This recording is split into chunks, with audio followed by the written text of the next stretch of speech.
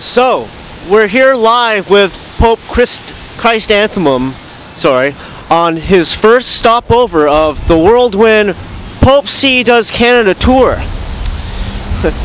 First, I have to say I'm deeply honored to have you here in the Garden City on such a chilly day of June 9th, 2007. Glad to have you here, Pope Chrysanthemum. Oh, hey, no problem. You just call me Durango if you want. Okay, Durango. For starters, I'm quite astonished at the lack of press coverage so far on such a momentous occasion as the appearance of the Pope, for the first time in this city's history, is upon us. Your people contacted us only 1 hour ago to set this up, which begs the question, why were we the chosen ones, for a lack of better way of putting it, to be granted sole permission to interview you?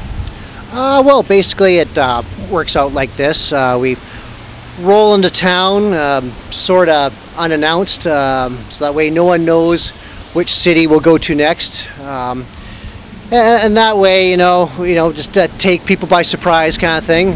So that when I'm doing Canada, I'm doing it all right. And in doing this approach, we feel that, or I feel, I should say, that we just want to really take it to the people this time, for real. It's about being real, Spiro. Which is why you've chosen to appear entirely on your own, with no entourage whatsoever, not even one single security guard, which I would think would be a major security threat on the leader of the Roman Catholic Church, and it would open you up to physical confrontation or even assassination. Oh, let me tell you, it's all about one really important word. And you know what that word is? No, I don't. Proactive, Spiro.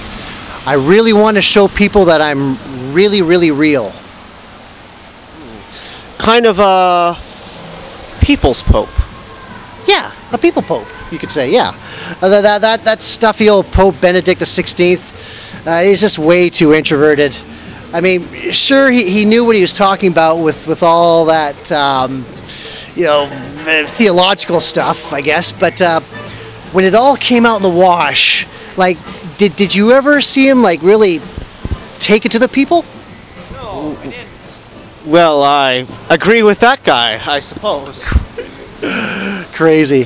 I mean, really. I mean, what's the use of knowing all this brainy, technical, religious stuff if you don't have the cojones to go out there and really take it to the people, kind of thing. Take it to the people. Basically, taking it to them. Yeah. Like for instance, doing the traveling gig, and you're sometimes going to play. Hi, how's it going? Hi. And you're occasionally going to places that are just a little bit depressing, okay? Where we're talking about starving kids that have diseases that you don't want to catch, that's for sure. And God, I swear some of them are so goddamn skinny, you can almost break their arms like twigs, I swear. Anyway, so you're going out to the sticks, you're as it were, you're paying your dues, you're doing your time, and then all of a sudden you just find yourself looking into the big innocent eyes of some shriveled little thing, and you think, ooh, like, get me out of here, please. Astonishing how you came into power in the first place. Pope Benedict served 2 years before you seem to have sidewinded your way into his position, or as some of the more skeptical have put it, that you weaseled your way into the high papal throne in one of the most unabashed displays of tokenism ever to besmirch the Roman Catholic Church. Well, I know, I kind of really resent that.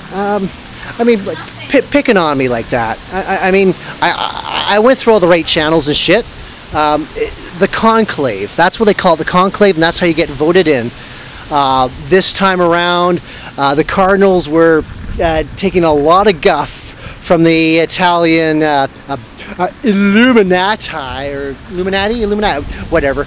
Anyway, all our bigwigs were basically getting crucified for basically having such a sack of potatoes as our head honcho.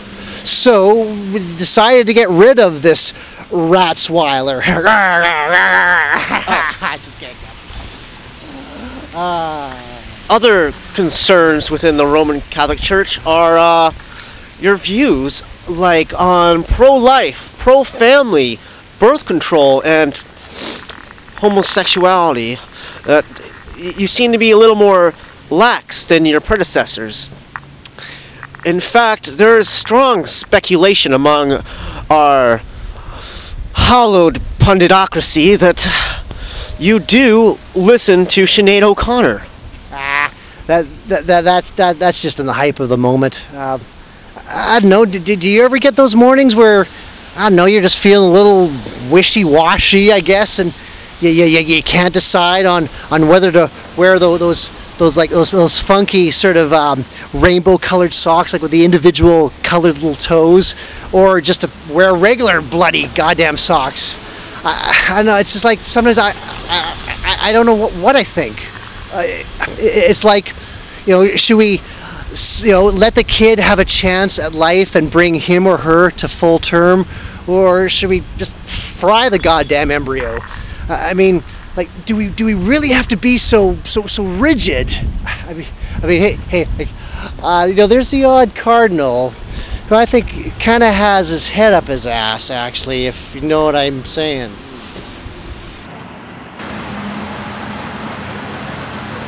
It's the fucking Pope!